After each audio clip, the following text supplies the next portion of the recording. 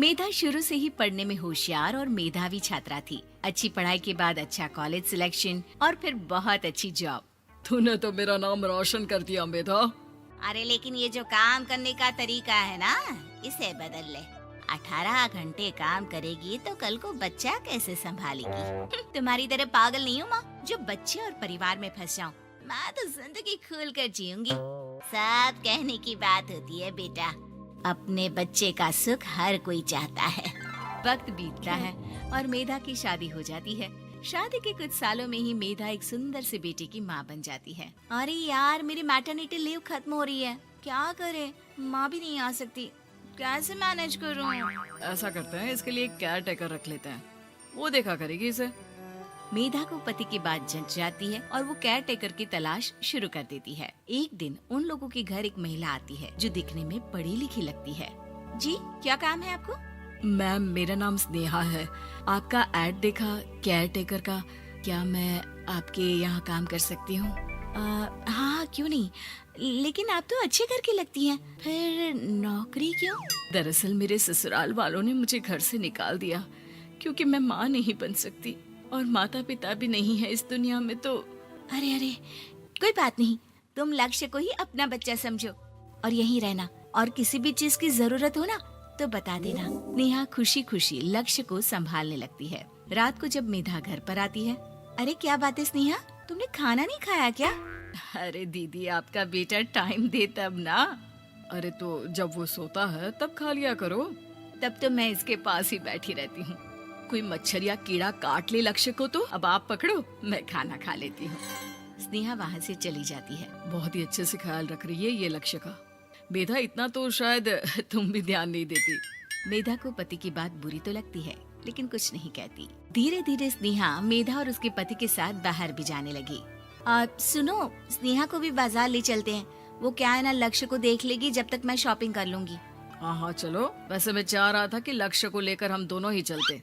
क्या यार, तुम तो फ्री में इमोशनल हो जाते हो, कितना देख लेंगे हम दोनों मिलकर, ले चलो उसे। कार से निकलकर मेधा और लक्ष्य रोड क्रॉस कर रहे थे कि सामने से कार आ जाती है। मेधा का ध्यान नहीं होता लेकिन स्नेहा तुरंत लक्ष्य को मेधा से छीन लेती है। मेधा गिर जाती है और कार मेधा को छूकर निकलती है, जिससे मेधा को खून आ जाता है। पति मेधा को हाथ देकर उठाता है। स्नेहा लक्ष्य को लेकर गले लगाई रहती है। थैंक्स स्नेहा, मैंने तो ध्यान ही नहीं दिया था कि कार आ रही है। स्नेहा का गुस्सा मालकिन पर टूट पड़ता है। अरे कैसी माँ है आप, अगर आज कुछ लक्ष्य को हो जाता तो मैं आपको कभी माफ नहीं करती। छोटा सा बच्चा है, उसे चोट लगती है तो पता है कितनी तकलीफ होती है। पति भी स्नेहा को देखने लगता है कि उसे क्या हो गया। मेधा को स्नेहा पर काफी गुस्सा आ जाता है। घर आकर कहती है, देखो स्नेहा, माना तुम लक्ष्य को बहुत प्यार करती हो, लेकिन वो मेरा बेटा है, मैं कभी जानबूझकर उसके साथ बुरा नहीं कर सकती, समझी? मुझे माफ कर दीजिए, मैं लक्ष्य को लेकर कुछ ज्यादा ही सेंसिटिव हो चुकी हूँ। मैं ध्यान रखूंगी कि आगे से ऐसा ना हो। मेधा का मन स्नेहा से अब हटने लगा था। एक शाम मेधा ऑफिस से घर आती है कि लक्ष्य उसे दिखाई नहीं देता और ना ही स्नेहा। वो स्नेहा के कमरे में जाती है जहाँ दोनों सो रहे होते हैं। अरे स्नेहा, लक्ष्य को आज इस कमरे में क्यों सुला दिया? दीदी, मुझे नींद आ रही थी, ऐसे में उसे कमरे में अकेले लिटाना मुझे ठीक नहीं लगा। मेधा बच्चा उठाने लगती है कि स्नेहा टोक देती है। रहने दीजिए ना दीदी, सो रहा है, फालतू में नींद खराब हो जाएगी। मेधा को गुस्सा आ जाता है और वो बच्चा उठाकर वहाँ से चली जाती है। अगले दिन मेधा स्नेहा को बुलाती है, साथ में एक और लड़की खड़ी होती है। स्नेहा, अब तुम अपना कुछ और देख लो, हम लोगों को नई केयर टेकर मिल गई है, तुम इस हफ्ते घर छोड़ देना। स्नेहा का मन लक्ष्य को छोड़ने का नहीं करता, लेकिन नौकरी तो नौकरी होती है ना। स्नेहा घर से चली जाती है। धीरे धीरे महीने और साल बीतते जाते हैं और लक्ष्य एक नौजवान लड़का हो जाता है। लक्ष्य, आज मुझे मंदिर जाना है, ले चलोगे? ठीक है माँ, एक काम करके अभी वापस आता हूँ, तब तक आप और पापा दोनों तैयार हो जाइए।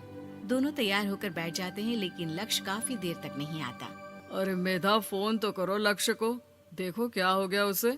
मेधा फोन करती है तो पता चलता है कि लक्ष्य का एक्सीडेंट हो गया है और वो सिटी अस्पताल में है। जल्दी चलिए, पता नहीं कैसा होगा मेरा बेटा। अरे चिंता ना करो, सब ठीक होगा, मैं अभी कार निकालता हूँ। दोनों मियाँ बीवी अस्पताल पहुँचते हैं जहाँ वो लोग देखते हैं कि लक्ष्य बिस्तर पर पड़ा होता है। एक महिला इन्हें यहाँ लेकर आई है, वो वहाँ बैठी है, लेकिन फिलहाल तो आप लोगों को इनके लिए किडनी का प्रबंध करना होगा। एक्सीडेंट में इसकी किडनी डैमेज हो गई है। मेरी ले लीजिए डॉक्टर साहब, मेरे बेटे को बचा लीजिए। नहीं नहीं, आप माँ हैं, आपकी नहीं ले सकते, पिता की भी नहीं। आप किसी रिलेटिव या दोस्त से पता कर लें और हाँ थोड़ा जल्दी करें क्योंकि देर होने से मामला बिगड़ सकता है। मेधा बैठकर रोने लगती है कि वहाँ डॉक्टर आ जाते हैं। जिस औरत ने आपके बेटे को यहाँ भर्ती कराया था वो अपनी किडनी आपके बेटे को देना चाहती है। हाँ? कौन है वो? कहाँ है वो? तभी वहाँ स्नेहा आ जाती है। स्नेहा तुम?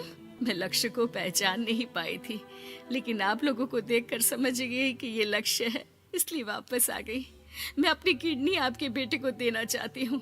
मेरी अपनी तो कोई औलाद नहीं, लेकिन लक्ष्य में मैंने हमेशा अपना बच्चा देखा। तुम धन्य हो स्नेहा, जो इतने साल में भी लक्ष्य को भूल नहीं पाई। सही मामले में तो वो तुम्हारा ही बच्चा होगा, क्योंकि जन्म भले ही मैंने दिया हो, लेकिन आज तुम उसकी जिंदगी बचा रही हो।